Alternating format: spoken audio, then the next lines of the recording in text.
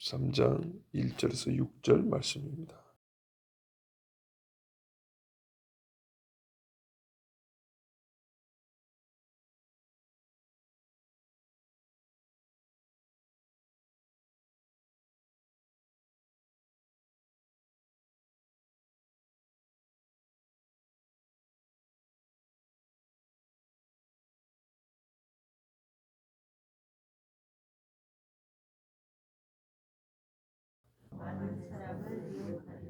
아멘. 돌 하나도 돌 위에 남지 않는다고 우리 주님이 전에도 말씀하셨습니다. 예루살렘 오실 때부터 성전을 향하여 우셨다 그랬습니다. 예루살렘아, 네가 평화에 관한 소식을 들었으면 좋을 뻔했는데, 누가복음에 보면 그렇게 기록이 되어 있습니다. 사람들은 예수님이 왜 우는지 알지 못했습니다. 향유 부은 여인이 왜 우는지 다 알지 못했습니다. 그때부터 제자들 중에는 고민하는 사람들이 있었습니다. 이 좋은 날 예루살렘에 오시면서, 그것도 여느 해와는 달리 사람들이 호산나 찬송을 부르고 종려나무 가지를 흔들고 왕이라고 외쳐주는데도 불구하고 예수님이 왜 우시는가 했더니 자기 때문에 우는 게 아니고 예루살렘을 보고 우셨습니다. 이해할 수가 없었습니다. 고민이 됐습니다. 그러던 중에 한 제자가 이제 며칠이 지나고 끝내 궁금증을 참지 못하고 물었습니다. 선생님, 보십시오. 이 건물이 얼마나 크고 놀랍습니까? 역사와 유래와 신앙의 유산이기도 한 이 성전을 보십시오.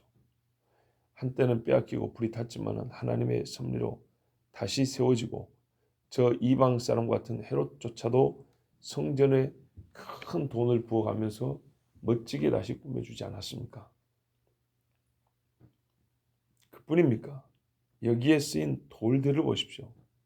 돌 하나하나만 하더라도 몇십 톤짜리가 동원됐는데 이 돌을 저 멀리서 잘라 떠오느라고 수많은 사람들이 고생을 했지만 막상 와서 이렇게 세워놓고 보니 세상에 이만한 건축물이 없습니다. 로마에 비교했습니까? 이 위대한 건축물, 돌 하나하나가 보물급, 우리나라 말하면 국보, 보물 이렇게 돼 있잖아요. 보물급의 가치를 가지고 있는 그런 돌들인데 이것들이 어떻게 되겠습니까? 왜 이런 질문을 난데없이 하죠? 전에 예수님이 하신 말씀이 있기 때문입니다. 우리가 예수님이 오셔가지고 이 여러 사람들과 논쟁을 하고 귀한 가르침을 주셨지만 제자들의 머릿속에는 며칠 전부터 예수님이 하셨던 그 말씀, 성전에 대해 울면서 이 돌 하나도 돌 위에 남지 않는다는 이 말씀을 하실 때 머릿속에서 자꾸 이게 사라지지 않고 남아있는 겁니다. 그래서 한 제자가 물었습니다.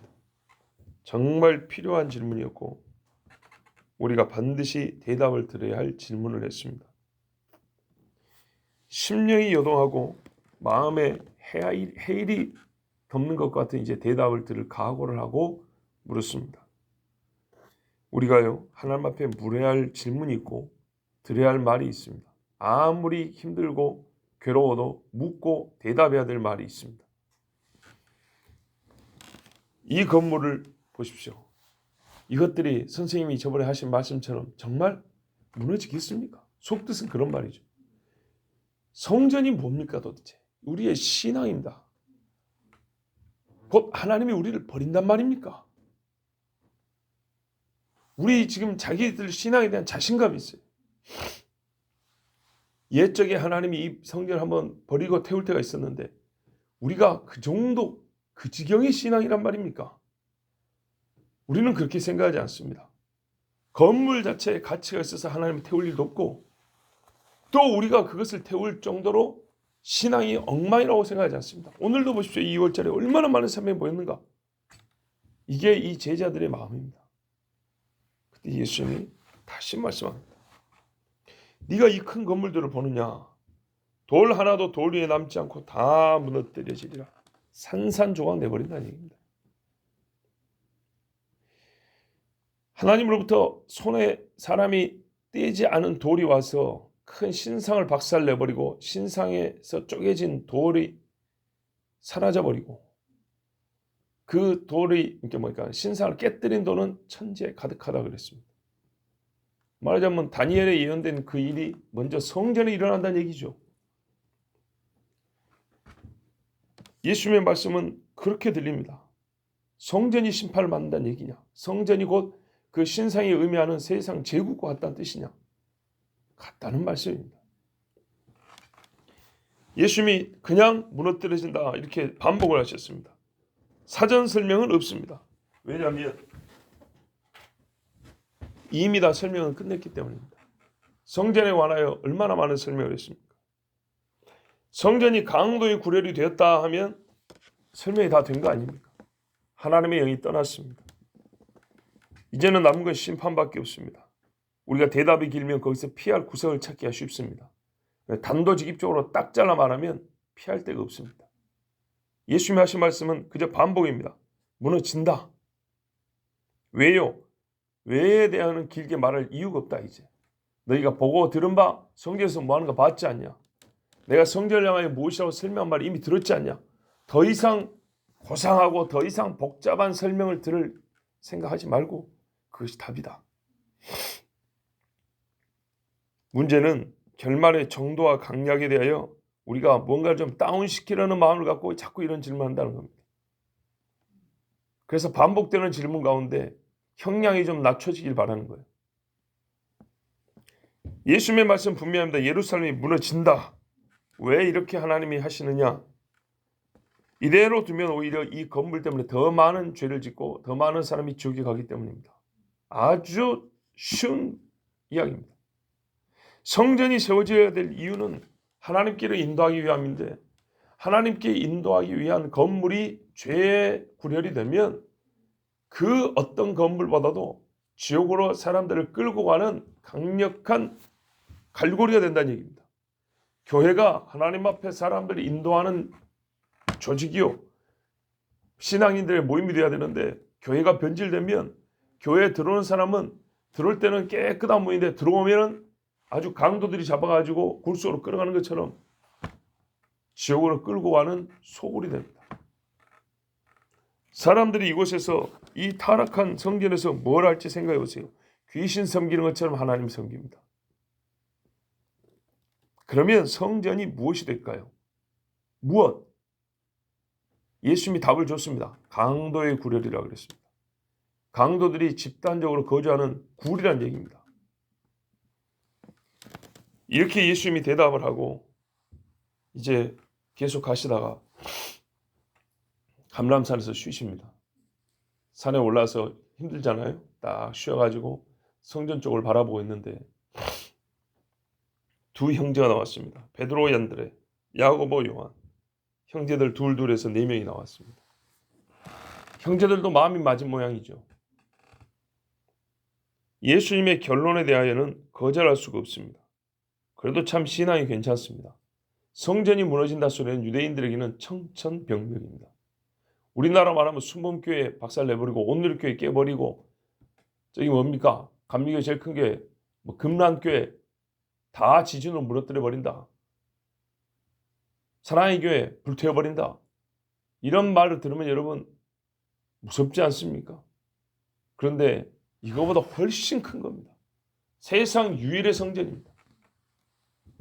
그런데도 제자들은 그것을 거역할 생각을 한 게 아니고 이제는 그 날을 위하여 준비하고 그날 깨어있기 위하여 적어도 표현상 그런 의미로 물어봅니다. 언제입니까? 그때를 알 수 있는 표적이 무엇입니까? 4명의 제자가 나왔죠. 우리가 한 명의 제자를 할지라도 전체를 대변하는 때가 있고 이렇게 4명이 나왔지만 전체를 대변한다는 식으로 포장하지 않아야 될 때가 있습니다. 이렇게 4명을 오히려 구체적으로 적시한 것은 이 사람들이 조금 더 그래도 궁금했고 실제적인 궁금함과 두려움을 가지고 주님 앞에 질문했다라고 볼 수 있습니다. 같은 말이라도 영혼에 자극이 된 겁니다. 마음을 치는 충격이 있었다 이 말입니다. 똑같은 말을 들어도 전혀 마음에 충격이 가해지지 않는 사람이 있고, 이 제자들은 마음에 예수님의 말씀이 충격이 와서 다시 한번 묻지 않을 수가 없었습니다. 어떻게 해야 됩니까? 우리가 하나님의 말씀을 충격이 올 때까지 읽고 듣는 것이 습관이 되어야 됩니다. 우리에게 이뤄 주십시오. 가르쳐 주십시오. 어느 때에 이런 일이 있겠습니까? 이 모든 일이 이루어지려 할 때 무슨 징조, 표적이 있겠습니까? 우리에게 가르쳐 주십시오. 가르쳐 주십시오라고 해야지. 사랑하는 자에게 하나님이 사람을 보내고 사랑하는 자에게 쓰시는 사람에게 또 가라고 명령하십니다. 에디오피아 네이시가 에디오피아 사람인데 히브리어 성경을 샀습니다. 읽었다 그랬습니다. 히브리어를 읽었다는 얘기입니다. 아프리카 사람이 어디서 히브리어를 배웠겠습니까? 그런데 어디선지 부지런히 배웠습니다. 이사야서를 샀습니다. 여러분, 이사야서 66장까지 된 그 이사야서가 얼마나 무거운지 아십니까? 이 오면 10페이지가 아닙니다. 양 가죽입니다. 이렇게 두꺼운 양 가죽을 둘둘둘둘 말아갖고 합니다. 이사야서 하나만 쓰더라도 양이 몇 마리가 추가된지 모릅니다. 두루마리가 몇 개인지 모릅니다. 요즘으로 말하면 1톤 트럭 같은 데다가 그 두루마리를 가득 채워가야 됩니다. 이게 이사야서입니다. 아프리카까지 가는데 이사야서 두루마리를 다 샀는지 일부러 샀는지 모르지만 이사야서를 사고 가는 거예요. 양보다 비쌉니다. 양을 잡아야 가죽이 나오고, 가죽을 가공을 해야 되고, 거기다 글을 써야 되고, 그걸 말려야 하고, 수고를 생각하면 양 한 마리 가죽에 성경으로 쓰여져서 채워지면 양 한 마리보다 훨씬 비쌉니다. 요거를 가득 채워가지고 가는데 이 사람이 얼마나 사마음이 컸던지 그거를 읽었다는 겁니다. 여러분, 아무리 말이 천천히 걸어도 좋지 않은 비포장도로에서 덜컹덜컹 갑니다. 양 가죽 보면대나 이런 책상에다 놓고 보는 게 아닙니다. 들고 읽어야 됩니다. 팔이 얼마나 무겁겠습니까? 덜컹덜컹한데 글이 잘 읽혀지겠습니까? 그런데도 떠듬떠듬 한마디 한마디 소리를 내서 읽습니다. 성령이 보고 계십니다. 빌립에게 명령합니다. 저리 가서 기다려라. 누가 올 것이다. 마차를 타고 가는 사람이 올 것인데 저 아랫지방으로 내려갈 거다. 너는 그 사람에게 달려가서 그 옆에 서 있어라. 가서 서 있습니다. 그때 하나님의 감동을 줍니다. 그래서 질문합니다. 딱 들어보니까 히브리 말이에요. 새까만 사람이 히브리어를 읽고 있는 거예요. 놀랍죠? 들어보니까 이사야예요. 여러분, 성령이 충만하면 성경을 한 구절도 안 읽어도 들으면 성경인지 세상 말인지 구분합니까? 아닙니다. 성경을 읽어야 됩니다. 무슨 말이냐? 빌립이 예수를 믿는데 이사야서를 아는 사람이란 이 말입니다. 내가 아는 성경이에요. 아는 성경이 들리니까 거기 뛰어갑니다. 주께서 보내셨구나. 당신이 읽는 것을 깨닫느냐? 가르쳐주는 자가 없는데 어찌 깨달을 수 있겠느냐? 나와 함께 올라가자. 여호나답이 예후와 함께 마차에 올라서 이세벨 죽이고 그 나라를 하나님께 돌리겠다고 나름대로 애를 쓰고 믿음의 사람 같이 간 것처럼 빌립을 태웁니다. 이유가 뭐죠? 깨달라는 겁니다. 글을 읽는데 글이 눈에서 히브리어를 배워서 눈앞에 지나가고 읽을 수는 있고 단어는 뭔 말인지 알겠는데 글 전체가 속으로 들어오기까지는, 깨달아지기까지는 가르쳐주는 사람이 있어야 되겠다는 겁니다. 그래서 빌립이 옆에 앉아서 읽고 가르쳐줍니다. 읽어보니 이사야 53장인 거예요. 성경이 뭐라냐? 빌립이 거기서부터 시작하여 예수에 관한 말씀을 다 가르쳤다고 되어 있습니다. 그 사람이 내려가서 뭐 했겠습니까? 예수 얘기했겠죠. 자기가 성경 읽으면서 예수님 가르쳤겠죠. 그래서 지금도 예루살렘에 가면 새까만 아줌마들이 애기 데리고 와서 살아요. 에티오피아 사람들, 옛날에 스바야 왕의 후예들이라고 스스로 말하면서 솔로몬의 자손이라고 말하는 사람들, 이 에티오피아 내시도 어디서 히브리어를 배웠겠어요? 자, 그런데 정말 중요한 겁니다. 깨닫느냐는 문법적으로 말을 알아먹는다는 뜻이 아니라는 것이 성경이 가르쳐주는 바입니다. 성경이 말하는 깨닫느냐는 글이 네 영혼에 자극이 됐냐? 글을 읽고 나면 마음을 치는 충격이 있냐? 속 사람이 본래 있던 그 자리에서 막 흔들려서 자리가 옮겨지는 역사가 일어나냐? 이게 성경이 말하는 깨달음입니다. 득도하는 것처럼 세상에 여러 종교에서 손 이렇게 모으고 해서 깨달았다. 산은 산이고 물은 물이다. 이런 개떡 같은 소리 말고 정말로 산을 보고 하나님이 창조하신 바요. 물을 보고 여호와께서 세상을 심판하시는 물이로다. 최소한 이 정도로 하나님과 상관 있게 읽을 수 있느냐? 그래서 뭐라 합니까? 못 깨달으니까. 여기서 같이 읽었는데 이 말하는 사람이 지금 하는 내용이 참 기가 막힌데 자기 이야기를 하는 거냐 남 이야기를 하는 거냐. 우리가 대본에 들으면 이게 남 이야기 곧 메시아 이야기인 줄 아는데 못 알아먹어요. 이것부터 모르겠다는 거예요. 도수장으로 끌려가는 어린 양이라는 게 뭔지는 잘 모르겠고 그 전에 이게 자기 이야기하는 건지 남 이야기하는 건지 그것부터 좀 가르쳐달라 했어요. 그래서 빌립이 예수님 이야기도 가르쳐줬지 않습니까? 마찬가지입니다. 우리가 예수님 이야기를 알지 못하면 성경을 백날 읽어도 백해무익입니다. 바리새인들이 성경을 읽어도 예수님을 알지 못합니다. 바로 성경 말하는 깨달음은 겁니다. 예수를 만나게 하는 능력이 그걸로 읽혀져야 이걸 성경을 우리가 제대로 읽은 거고 성령의 감동으로 읽은 겁니다. 그런데 이 일을 왜 하나님 어떻게 하냐? 보내신다는 겁니다. 읽는 사람에게 가르치는 자를 보내고 가르칠 수 있는 사람에게 읽는 사람들을 만나게 하시고 고넬료에게 베드로를 보내고 바울에게 아나니아를 보내고 바울은 다시 루디아에게 보내고 이렇게 우리 하나님이 보내서 하나님의 말씀이 증거되게 하고 깨달아지게 하고 예수를 만나게 한다 이 말입니다. 이 4명의 제자들은 참 중요한 질문을 했습니다. 그 누구보다 훌륭한 선생이 바로 눈앞에 있지 않습니까? 그분의 말씀이 곧 하나님의 진리입니다. 궁금해서 물었습니다. 이 말하는 바가 자기를 말함이뇨 다른 사람을 말함이뇨? 선생님이 하신 말씀이 어느 때 일어날 이야기입니까? 도대체 그때 그 일이 일어날 때 우리가 어떻게 그날인지 깨달을 수 있겠습니까? 표가 무엇입니까? 나에게 가르쳐 주십시오. 에디오피아 내시가 나이가 어떻게 가르쳐 주면 깨닫겠냐? 당신이 나에게 가르쳐 주겠느냐? 가르쳐 주십시오. 어느 때 이런 일이 있겠습니까? 여러분 말만 하지 말고 말의 진지함을 생각하면 삶의 눈을 보면 됩니다. 이 질문을 할 때 4명의 제자들의 눈빛을 한번 상상해 보세요. 어떤 눈빛을 갖고 물어봤겠는가? 입술에 떨림. 이 제자들이 젊은 나이지만은 심히 무서웠으면 입이 발발발발 떨었을 겁니다. 한마디 한마디가 도장을 찍듯 심장 박동에 맞춰서 공기를 깊이 찍으면서 주님 앞에 나옵니다.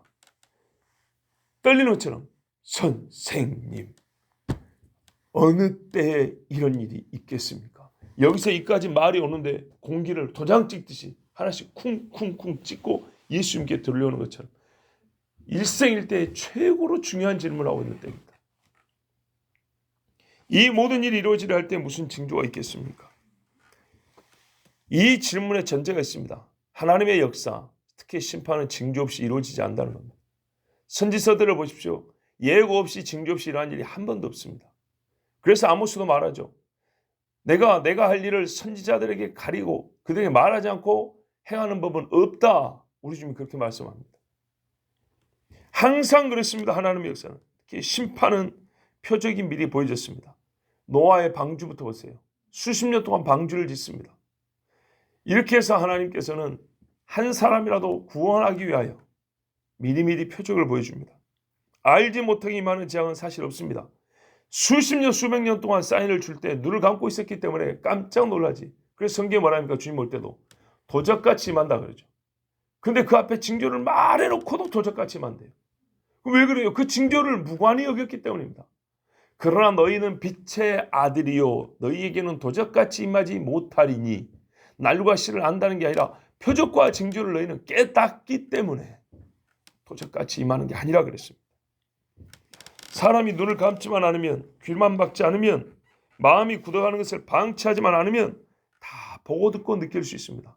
목석으로 만든 우상은 보거나 듣지 못하여도 사람은 눈이 있고 귀가 있기 때문에 보고 듣고 느낄 수가 있습니다. 지금과 같이 질문할 시간까지 주어집니다. 보세요. 이 질문할 수 있는 시간도 있습니다. 오늘 우리가 주님 앞에 물어볼 수 있죠. 이 질문할 수 있는 시간이 주어졌다는 것은 우리에게 정말 시간이 부족하지 않다는 겁니다. 묻지 않는 세대는, 그러므로 묻지 않는 세대는 죽고자 하는 뜻의 다름 아닙니다. 하나님께 물어야 됩니다. 징조는 준비를 위하여 주시는 겁니다. 죽으라고 주는 게 아니고, 살 수 있는 준비, 이 일을 막는 것이 아니라 징조를 안다고 해서 심판이 막아지는 게 아니고요. 심판을 준비하라고, 그날 죽지 말고 살라고 주시는 겁니다. 때를 안다는 자랑, 자부심을 위함이 아니라는 것을 명심해야 됩니다. 국가적으로 교회에 대하여 여러분 제가 단체 문자도 드렸지만은 3주가 지난 것을, 한참 지난 것을, 그뿐 아니라 이 일이 다 해결됐다고 공기관에서 확정까지 된 것을 3주가 지났는데 목요일 날 다시 문자가 왔어요. 이런 경우는 없는 일입니다. 그 문자를 받은 분들은 대개 그냥 조용히 지난 사람이 많았고, 세상 사람들이 욕도는 다시 교회를 욕하고 난리를 했답니다. 근데 저는 그 문자를 보자마자 날짜를 딱 보니까 3주가 지났어요. 3주가. 이게 말이 되는 소리. 11월 27일 것을 11월 27일, 12월 16일 날 보내다니. 격리도 2주면 끝나는데 보통 어디 갔다 온 사람 검사 받으세요는 이틀 3일, 보통 일주일 이내인데 3주가 지난 것을, 그것도 이제 처음 말한 것도 아니고 이미 3주 전에 끝난 것을 왜 다시 얘기하는가? 밑도 끝도 없어요. 여기에 대하여 의문을 가져야 됩니다. 무슨 근거가 있는 것도 아니고. 이유가 뭔지 아십니까? 바로 어제 토요일이 상주에서 아이들이 모여서 비전스쿨 수료하는 날입니다. 우리가 생각하는 이 마지막 세대 아이들이 한 학기 신앙 훈련을 받고 졸업식하는 날이라고 해요. 그래서 그게 무산됐어요. 장소가 없어가지고 그 문자 하나 때문에 국민들이 또 난리 나니까 아무 일도 없는데 여기저기 흩어져가지고 졸업식 할 자리 찾는다고 새벽부터 애들이 흩어지고 난리가 났어. 뭔 일이 일어나고 있는지를 우리가 좀 알아야 되지 않겠습니까? 제가 그래서 비전스쿨 또는 인터컵 그 친구들 관계된 상태였어요. 이런 일이 있으면 너는 한숨만 쉬더라. 아휴, 한숨 쉬면 생각이 있는 것 같지. 한숨 쉬면 뭔가 뜻이 있는 것 같지. 그런 짓거리 하지 말고 운동을 하고, 즉 움직여라. 움직여. 따질 것은 따지고 기도할 사람은 기도하고 뭔가를 좀 해야지. 뭔 일 있으면 보통 신앙인들이 한숨만 쉬고 이러고 만다고요. 그러면 꼭 굉장히 슬퍼하는 것 같고, 굉장히 뜻이 있는 것 같고, 애를 썼는데 어쩔 수 없는 것 같고. 쇼하지 말고 애를 좀 써라. 진짜로 애를 좀 쓰라 그 말이에요. 진짜로 한숨만 쉬지 말고. 사실 그렇지 않습니까? 우리가 기도 한 자리 안 하면서 뭔 일 있으면 한숨만 쉬고 있다고요. 그러면 굉장히 속 깊은 사람처럼 느껴져요. 연기하지 말고 그 한숨을 성경에 탄식 하나님 앞에 탄식을 하라 이 말이에요. 지금 징조가 보이지 않습니까? 때를 하는 자랑, 자부심 하나 쓸 데가 없는 겁니다. 물어야죠. 준비를 해야죠. 지금은 지식을 쌓아도 준비를 위한 지식이어야 됩니다. 지금은 들어도 본래 물어야 할 내용을 원래 우리가 들어야 될 것인데 저 사람이 안 들려주는 거예요. 저걸 꼭 들어야 되는데, 꼭 들어야 될 이야기인데 안 들려주니까 물어서라도 들어야 되는 거예요. 목사님, 성경에는 주님 오실 때가 기록이 이렇게 많이 되는데, 제가 알기로 주님이 다시 오신다는 내용이 성경 전체에 거의 30%가 된대요. 그런데 그 30%에 육박하는, 정확히는 27% 말도 있는데, 하여튼 주님이 오신다는 이야기, 성경에 30% 가까운 이야기가 그 이야기인데, 어떻게 목사님은 30%는 고사하고 0.3%도 설교를 안 합니까? 27%인데 미국의 경우 주님 다시 오신다는 설교는 2%예요. 2%. 한국 교회는 미국 교회를 주로 따라가죠. 소위 벤치마킹 한다 그러죠. 27%의 주님 오신다는 소식을 어떻게 2%를 설교하고 맙니까? 물어야죠. 그 27%를 가르쳐 주십시오. 제자들이 그래서 우리가 훨씬 낫다는 거예요. 이 끔찍한 이야기를 듣고 묻는 거예요. 언제 일이 있겠습니까? 무슨 징조가 있겠습니까? 바꿔 말하면요, 어떻게 해야 우리가 그때 살겠습니까? 예수님의 대답이 그 대답 아닙니까? 조심해라. 죽는다. 먼저 사람부터 조심해라. 사람이 전해주지 않으면 물어서라도 드려야 할 말입니다.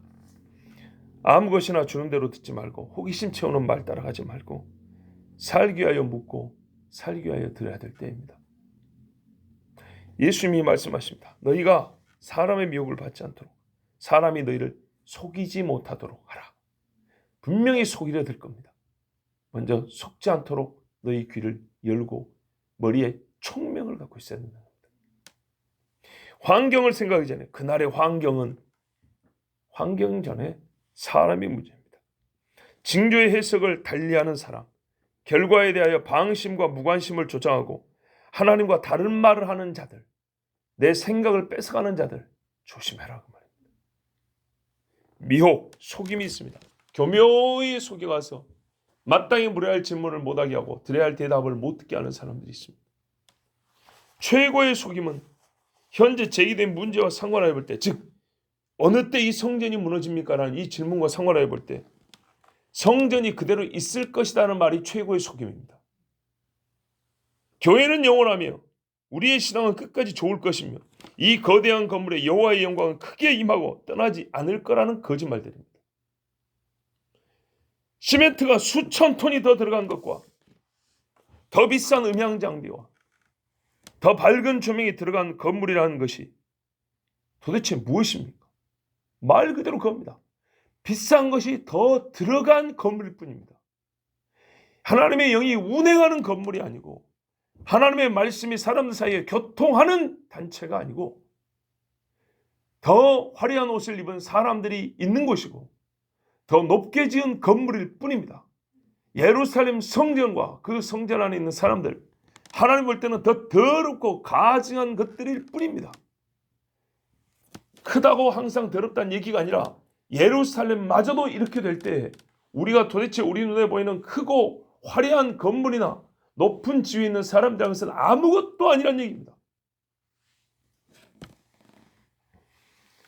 중요한 것은 성령의 임재입니다. 이카보시라.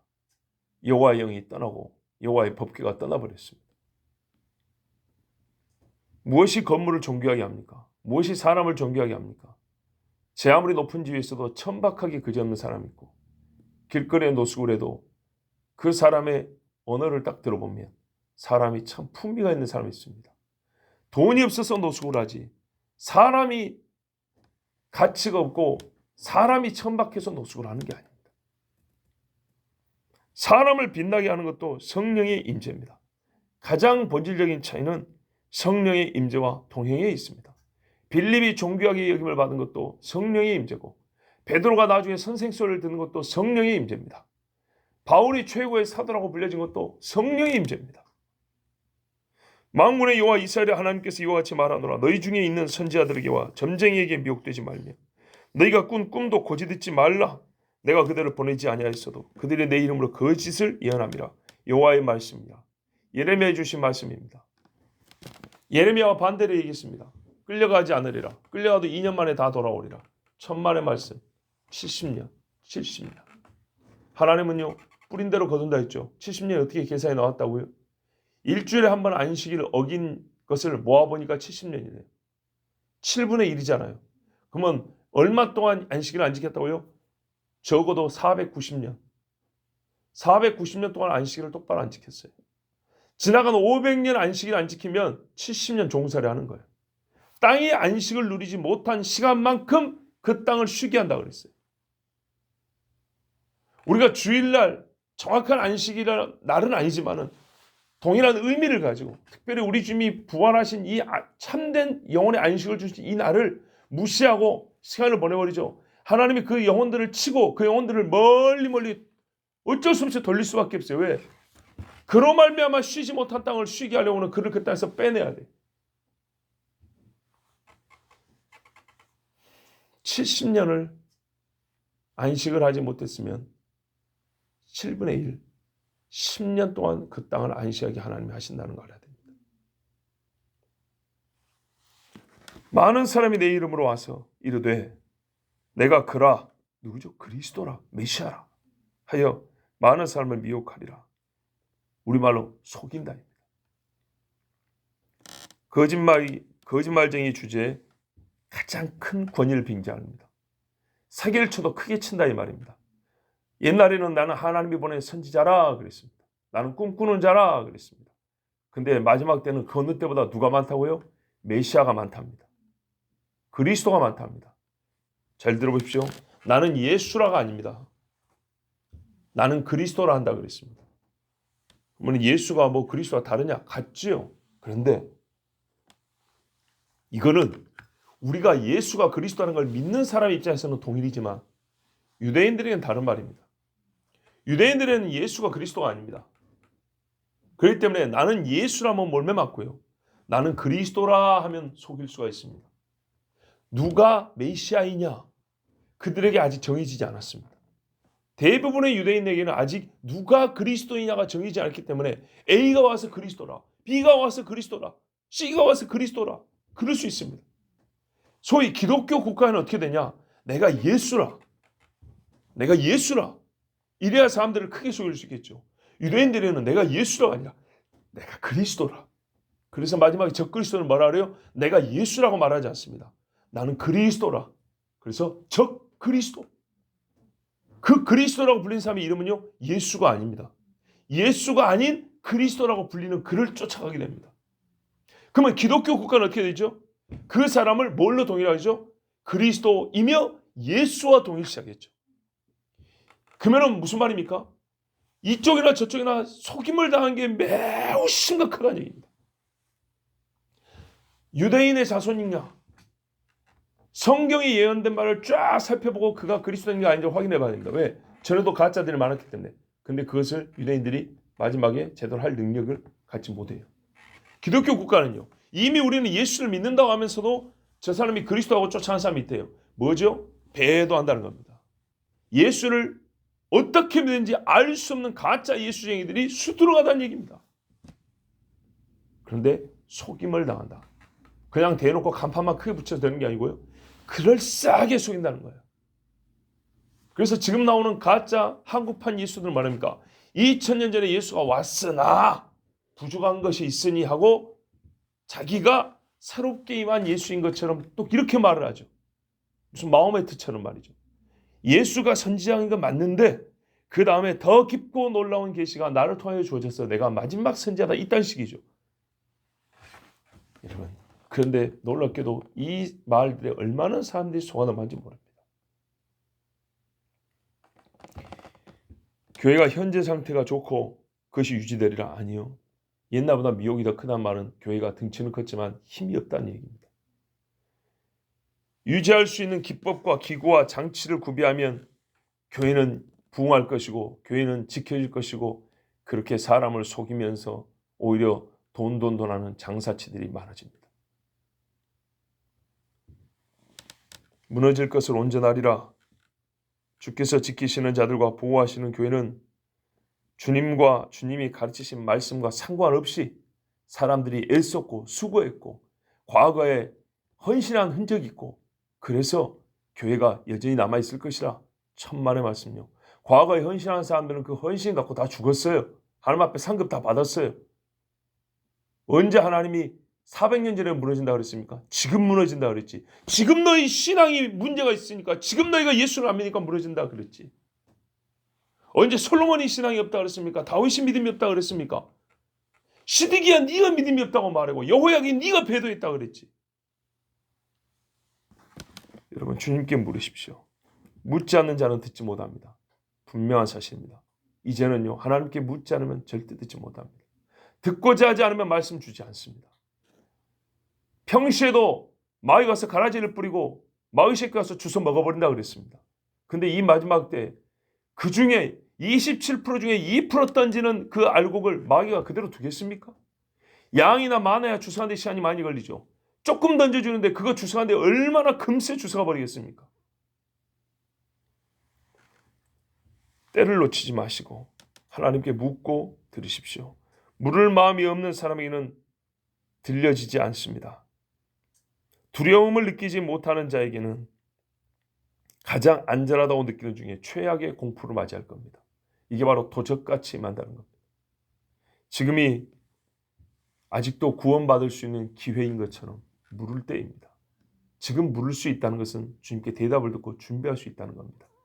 때가 그렇게 길진 않지만 그래도 지금은 물을 수 있는 날입니다.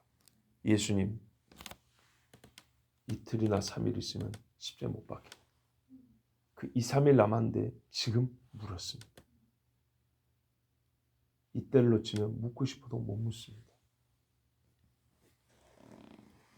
주님의 남은 말씀을 들을 때요. 그날의 징조를 볼 수 있는 눈을 뜰 때요. 오늘이 우리 하나님께 기도하며 깨어 준비할 때입니다. 그러므로 가장 먼저 주님께 물으십시오. 기도하겠습니다.